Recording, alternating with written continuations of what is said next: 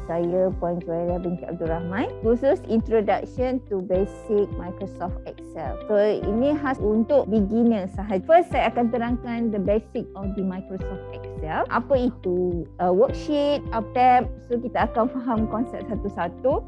So untuk yang pagi ni kita hanya kepada basic sahaja. Alright. Ini khas untuk Microsoft Excel 365. Dia punya function dia sama je, cuma yang berbeza dia tiap satu tab ni dia ada banyak. So lain sikit appearance dia kalau bandingkan dengan untuk formulas, data, review, view, help. Saya label dia A1. Number ni adalah location dia dekat A, column A dan row 1. Itu adalah reference untuk, okay, this is the formula. So mana kita boleh insert function, kita boleh pilih daripada sini untuk insert function. This one recently used, yang kita boleh pilih operasi yang mana kita nak untuk formula. This one bahagian financial, logic, so it depends on your application. Jadi nak guna teks yang macam mana, date and time. Sesi petang kita akan ada lebih kepada hands-on.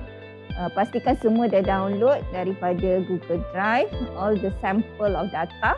Semua dah download, then kita boleh buat hands-on petang. Okey, kita akan masuk pada second part lah. Pagi tadi kita dah tengok bahagian Madam Juwairah tentang introduction Microsoft Excel. So hari ni kita akan tengok beberapa bahagian lah yang common lah digunakan dalam Microsoft Excel.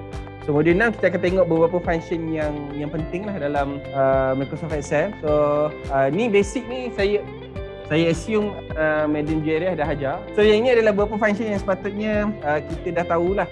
Tak sign, function ni adalah guna sign lah. Untuk cost, short form kepada submission lah. Total jumlah specified cell lah.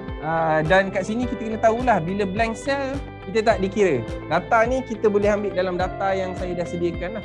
Sebagai contoh ni, kalau kita nak kira terus submission 3 dengan 2, dia akan keluar 5 lah.